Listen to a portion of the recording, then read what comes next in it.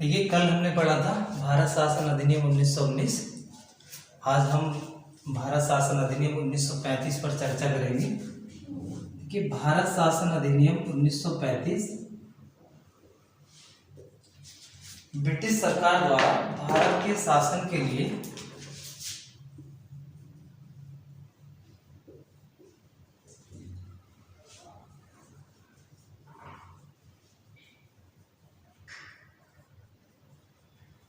भारत में शासन के लिए पारित किया गया अंतिम और सबसे महत्वपूर्ण दस्तावेज था, और ये सबसे बड़ा दस्तावेज भी था।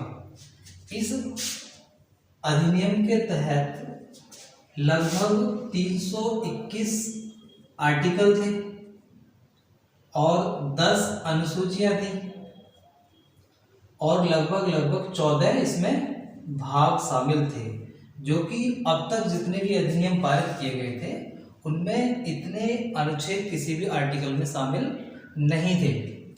तो देखिए, ये अगर इसकी आधार की बात करें कि इस अधिनियम को पारित करने की आखिर आवश्यकता क्यों पड़ी, तो इसके लिए कई सारी जो परिस्थितियां थी वो जिम्मेदार थी। सबसे पहले ये था कि 1919 ईस्वी के अधिनियम में ये ब्रिटिश सरकार ने ये कहा था कि इसके 10 साल बाद इस अधिनियम की समीक्षा की जाएगी। लेकिन क्या हुआ कि ब्रिटिश सरकार ने 10 वर्ष पूर्व ही इस अधिनियम को समीक्षा के लिए एक आयोग नियुक्त किया था, और जिसका नाम था साइमन कमीशन। साइमन कमीशन आप जानते हैं कि 1927 ईस्वी में ब्रिटिश सरकार द्वारा पारित किया गया था। इस कमीशन का उद्देश्य भारत शासन अधिनियम 1919 की समीक्षा करना था, और इस कमीशन का भारत में बहुत ज्यादा बहिष्कार किया गया था, क्योंकि इस कमीशन के 7 सदस्य थे और इन 7 सदस्यों में से 7 के 7 अंग्रेज थे, यानी कोई भी भारतीय इसमें शामिल नहीं था। तो उस समय के जो भारतीय राजनीतिक बुद्धिजीवी थे उन्होंने इसको अपना अपमान समझा, और इस वजह से इस कमीशन का हर तरीके से बहिष्कार करने का निश्चय किया गया था। देखिए, इसमें कांग्रेस का एक अधिवेशन हुआ था, मद्रास अधिवेशन 1927 ईस्वी में। मद्रास अधिवेशन 1927 ईस्वी में हुआ था, और इसके एम.एन. अंसारी इसके अध्यक्ष थे।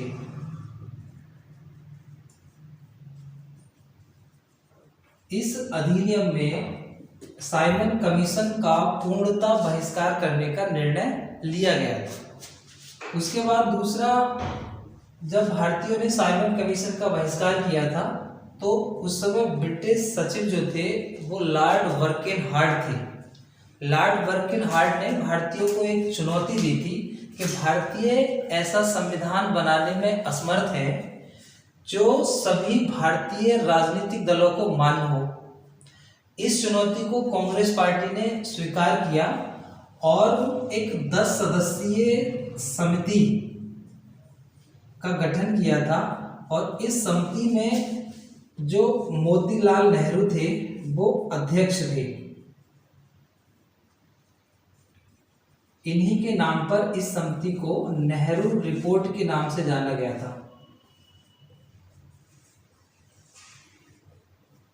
नेहरू रिपोर्ट 10 सदस्य थे इसमें, और ये 1928 ईस्वी में इसने अपनी रिपोर्ट प्रकाशित की थी। इस रिपोर्ट में कई सारी मांगें ब्रिटिश सरकार से की गई थी। जैसे इसकी सबसे मुख्य मांग थी कि भारत को औपनिवेशिक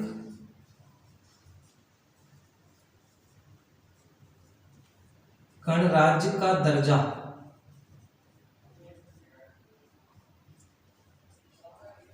ये इसकी सबसे महत्वपूर्ण मांग थी। शुरुआत में इस नेहरू रिपोर्ट की संस्तुतियों को अधिकांश दलों ने स्वीकार कर लिया था, लेकिन अंत में कुछ पॉइंट्स को लेकर इसमें विवाद हुआ, और कुछ जो गर्म दल के नेता थे उन्होंने इसका बहिष्कार किया।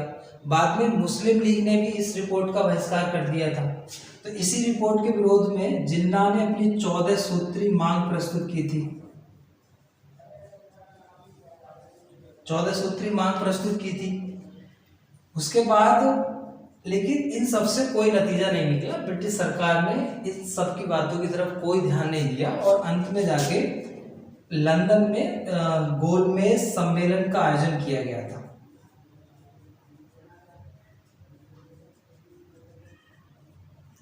गोलमेज सम्मेलन जो 1930 से 1932 ईस्वी तक हुए थे और इनकी कुल संख्या 3 थी। इनका उद्देश्य जो था, इनका उद्देश्य भारत में संवैधानिक गतिरोधों को दूर करना।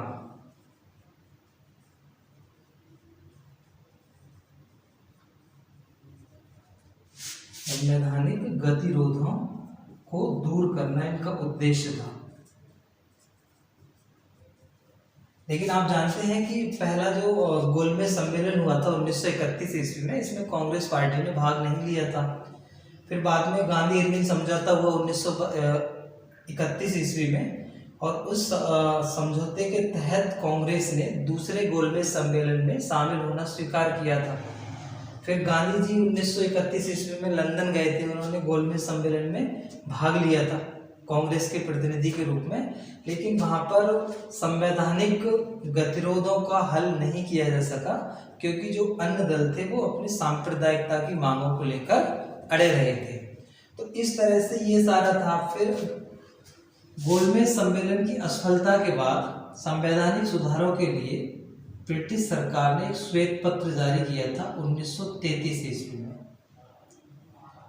इस श्वेत पत्र के माध्यम से ब्रिटिश सरकार ने नए संविधान की रूपरेखा को प्रस्तुत किया था।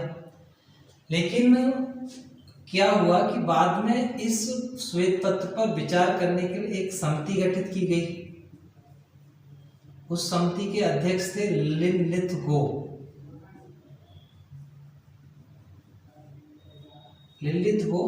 और इस समिति की रिपोर्ट के आधार पर फरवरी 1935 में एक विधेयक ब्रिटिश संसद में प्रस्तुत किया गया था और इस विधेयक पर काफी लगभग 4-5 महीने तक बहस हुई थी और उसके बाद अंततः 4 अगस्त 1935 ईस्वी को ब्रिटिश सम्राट ने इसको अपनी अनुमति दे दी और ब्रिटिश सम्राट की अनुमति पाकर ये कानून भारत शासन अधिनियम 1935 कहलाया। जैसे मैंने बताया कि 4 अगस्त 1935 को पारित हुआ था और लेकिन ये लागू नहीं हुआ था। लागू हुआ था 1 अप्रैल 1937 ईस्वी को, पूरी तरीके से लागू कर दिया गया था। और इस शासन के अनुसार 14 अगस्त 1947 ईस्वी तक भारत का शासन चलाया गया था।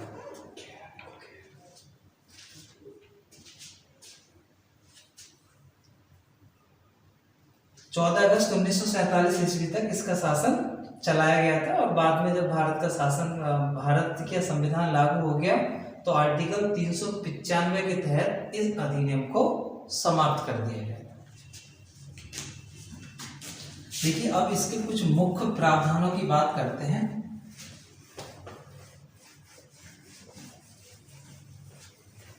इसके मुख्य प्रावधानों में सबसे पहला और मुख्य जो था वो था अखिल भारतीय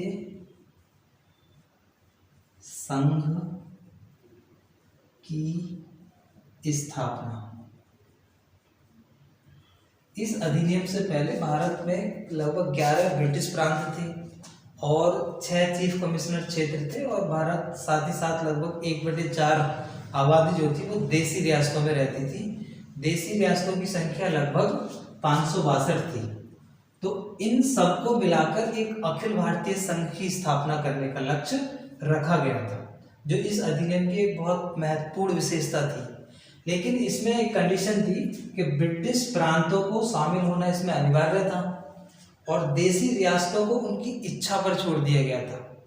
लेकिन अंत में देसी रियासतों ने इसमें किसी कारण से शामिल होना स्वीकार नहीं किया और अंततः अखिल भारतीय संघ की स्थापना न की जा सकी। और बाद में ब्रिटिश सरकार ने 1 अप्रैल 1937 ईस्वी को प्रांतीय स्वायत्तता प्रदान करती। तो इसकी अगली जो महत्वपूर्ण विशेषता थी वो था कि प्रांतीय स्वायत्तता।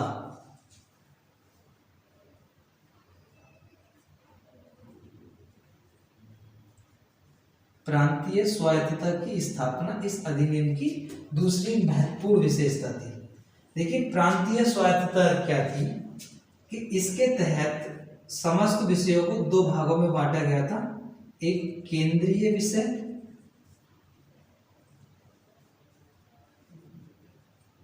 दूसरे राज्यीय विषय। इन विषयों पर कानून बनाने का अधिकार संघ को दिया गया था और राज्य सूची के विषयों पर कानून बनाने का अधिकार राज्यों को दिया गया था। यानी कि जो राज्य सूची के विषय थे उन पर से केंद्र का नियंत्रण पूरी तरीके से समाप्त कर दिया गया था। यानी अब राज्यों के विषयों पर गवर्नर जनरल और उसकी परिषद का कोई भी अधिकार नहीं रहा था। इन विषयों पर कानून सिर्फ गवर्नर अपनी परिषद की मदद से ही बना सकता था। तो इसलिए इसे प्रांतीय स्वायत्तता या प्रांतीय स्वशासन के नाम से जाना गया था। और ये प्रांतीय स्वायत्तता 1 अप्रैल 1937 ईस्वी को लागू कर दी गई थी। इसकी अगली महत्वपूर्ण विशेषता थी संघीय न्यायालय की स्थापना। संघीय न्यायालय की स्थापना इस अधिनियम की अन्य महत्वपूर्ण विशेषता थी। देखिए इसके बारे में देखें तो सबसे पहले तो ये संघीय न्यायालय दिल्ली में स्थित था और भारत का सर्वोच्च न्यायालय। इसमें उस समय एक मुख्य न्यायाधीश और 6 अन्य न्यायाधीश यानी कुल मिलाकर 7 न्यायाधीश हो सकते थे। इन 7 न्यायाधीशों की नियुक्ति ब्रिटिश सम्राट के द्वारा की जाती थी।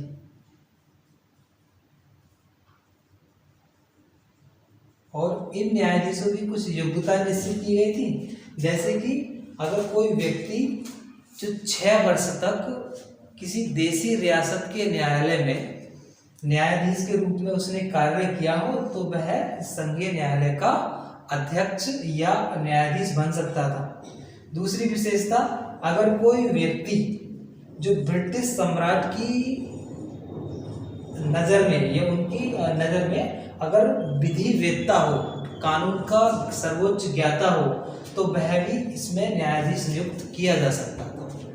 तीसरी व अन्य महत्वपूर्ण विशेषता थी, अगर कोई व्यक्ति जिसने आयरलैंड या इंग्लैंड के उच्च न्यायालय में लगभग 10 वर्ष तक वकालत की हो तो उसको इसमें न्यायाधीश नियुक्त किया जा सकता था। इनका कार्यकाल की बात करें तो कार्यकाल अधिकतम 65 वर्ष की उम्र तक ये न्यायाधीश रह सकते थे। 65 वर्ष से पूर्व भी इनको कदाचार के आधार पर ब्रिटिश सम्राट द्वारा हटाया जा सकता था। दूसरा, अगर कोई व्यक्ति जो दिवालिया हो जाए या मानसिक रूप से विक्षिप्त हो जाए या फिर शारीरिक दुर्बलता आ जाए तो भी उस न्यायाधीश को ब्रिटिश सम्राट हटा सकता था।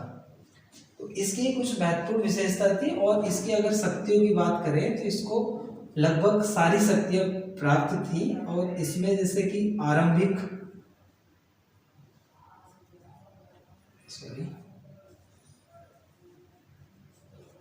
आरंभिक क्षेत्राधिकार, इसका मतलब होता है कि अगर संघ और राज्यों के मध्य कोई विवाद होता तो उसका निर्धारण करने का अधिकार सिर्फ और सिर्फ संघीय न्यायालय को था।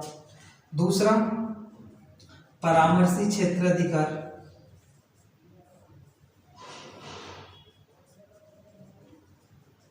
परामर्शी क्षेत्राधिकार का मतलब था कि गवर्नर जनरल सर्वोच्च न्यायालय से किसी भी विषय को लेकर अपनी राय मांग सकता था, परामर्श मांग सकता था। दूसरा जो था इसका अपीलीय क्षेत्राधिकार, यानी कि ये उस समय भारत में सर्वोच्च अपील का सर्वोच्च न्यायालय था। लेकिन हालांकि ये भारत में सर्वोच्च था लेकिन इसके निर्णय के विरुद्ध अपील प्रीवी काउंसिल में की जा सकती थी। इस वजह से सही परिस्थितियों में ये भारत का सर्वोच्च न्यायालय नहीं था।